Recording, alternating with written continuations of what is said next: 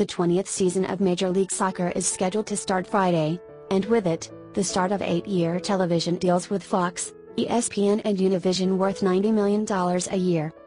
The league's new expansion teams, Orlando City and New York City FC, are to face off Sunday on a 2 in front of more than 60,000 fans at the sold-out Citrus Bowl. But all that good news might get buried, for at least a little while, if M.L.S. players go on strike over free agency and higher salaries. The Players' Union and the league have been negotiating a new collective bargaining agreement for weeks, and have been in talks with the aid of a federal mediator since Sunday in Washington. But a strike could be called as early as Wednesday to keep the teams that are scheduled to play Friday from traveling to game sites that would be shuttered. No side looks good when a season is delayed or interrupted by a labor stoppage. Players, especially those at the bottom of M.L.S.'s modest payrolls, could struggle without their salaries. The league's wealthy owner-investors will save the expense of paying players for a while, but will absorb the brunt of the criticism for appearing miserly. But work stoppages have become a labor tradition in sports, players fighting for better pay and freedom of movement, and leagues trying to preserve their profit margins while maintaining the status quo, most notably in baseball with the former commissioner Bowie Kuhn's love of the indentured servitude of the reserve clause. At its core, the M.L.S. dispute is about the ability of players to sell their services to the highest bidder. The practice is common in sports and in international soccer, just not in M.L.S. So while players want salaries increased, the league minimum last season was $36,500, and each team's salary budget, or cap, raised from the current $3.1 million. What they have been demanding most is the ability to bargain with other teams when their contracts end.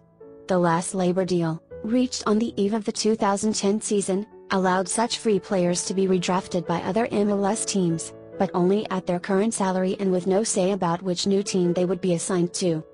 For months, the players have warned that they would not agree to any deal that did not include some sort of free agency.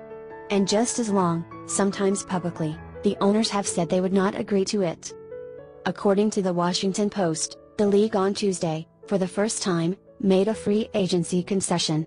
The offer was said to have proposed granting free agency to players who are 32 years old with 10 years experience with the same club.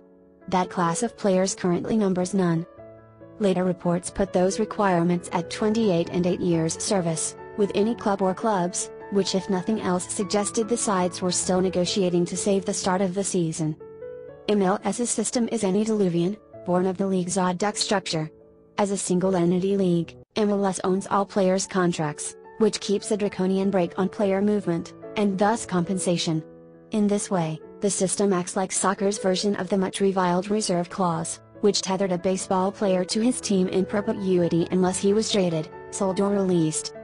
Prohibiting free agency helps M.L.S. control player costs, which have soared in other leagues here and abroad as television money and other sources of revenue have skyrocketed. A sensible person can see why a league that claims to lose $100 million a year would want to manage labor costs. But being penny-wise has prevented M.L.S. from becoming an elite collection of soccer teams, even as it spends richly on a small group of marquee players like the Irish striker Robbie Keane, the American national team players Clint Dempsey, Michael Bradley and Josie Altidore, and the World Cup winners Kaká and David Villa. Yet even as M.L.S. says its players cannot become free agents within its single-entity confines, it argues that its players can find freedom by leaving the country to sign with foreign clubs. The argument that it competes for players against the rest of the world was part of its successful defense against a federal lawsuit in 2000. But in reality, M.L.S. players have not been in great demand among international leagues that play at a higher level, and even the ones that do leave, with few exceptions, still have their M.L.S. rights controlled by their former teams if they choose to return. Even some on the management side acknowledge the league needs to evolve. Red Bulls coach Jesse Marsh, who played 14 seasons in M.L.S., said at the team's media day Tuesday, "I think the league's made strides, and the players deserve to grow and benefit from that." By pointing to freedom abroad, M.L.S. demonstrates that restraining salaries in a sports landscape where free agency is rampant will naturally lead those without it to push hard for it. Yet the Daily Mail has calculated that the average player salary in M.L.S. ranks 22nd among the world's soccer leagues, a fraction of the average in top competitions like England's Premier League and Germany's Bundesliga. No wonder M.L.S. players want more. The question is, how far will they go to get it? The 1994 baseball players' strike came at the expense of the World Series.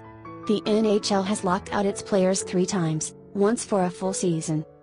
The NBA had 2 lockout-shortened seasons, in 1998-99 and 2011-12.